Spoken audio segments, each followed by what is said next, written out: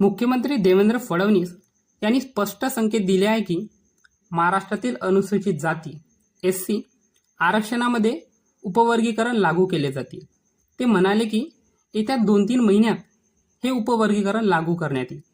या उपवर्गीकरणावर काम करण्यासाठी उच्च न्यायालयाच्या निवृत्त न्यायाधीशांच्या अध्यक्षतेखाली एक समिती स्थापन करण्यात आली आहे। त्या समितीचा अहवाल अंतिमच टप्प्यात आहे।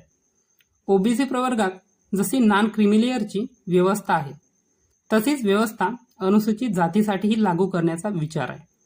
मुख्यमंत्री देवेंद्र फडणवीस यांनी स्पष्ट केले की अनुसूचित जाती प्रवर्गातील काही जातींनाच आरक्षणाचा मुख्य लाभ मिळतो, तर अनेक मागासलेल्या जातींना त्याचा पुरेसा फायदा मिळत नाही। हा असमतोल दूर करण्यासाठीच आता आरक्षणात बदल हा नेमका कशाच्या आधारे केला जातो, तर आरक्षणातील बदल हा मुख्य सर्वोच्च न्यायालयाच्या निकालावरून केला जात आहे।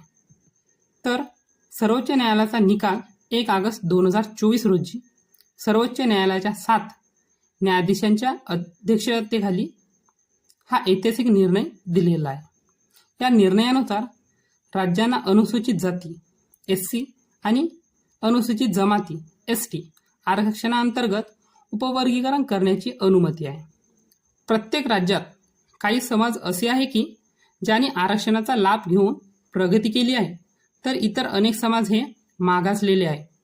हे अंतर कमी करण्यासाठी मागे राहिलेल्या अनुसूचित जातीमधील समूहांना आरक्षणाची संधी मिळवून देण्यासाठी उपवर्गीकरण करण्याची गरज आहे, असे मुख्यमंत्री देवेंद्र फडणवीस यांनी म्हणले आहे।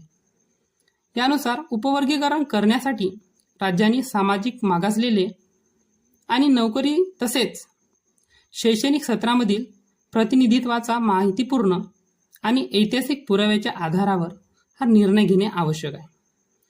तर याचा नेमका फायदा कोणाला होणार, तर याचा नेमका फायदा हा अनुसूचित जाती प्रवर्गामध्ये जे गट आजपर्यंत आरक्षणाच्या लाभापासून वंचित राहिले आहे किंवा ज्यांना कमी लाभ मिळाला आहे त्यांना ठराविक कोटा मिळण्यास अधिक संधी मिळतील।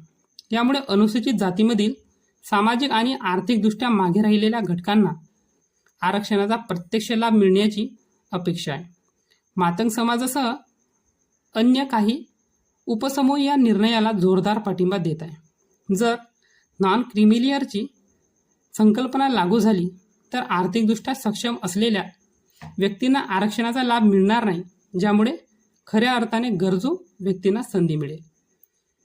तर या निर्णयाने नेमके कोणाचे नुकसान होण्याची शक्यता आहे? अनुसूचित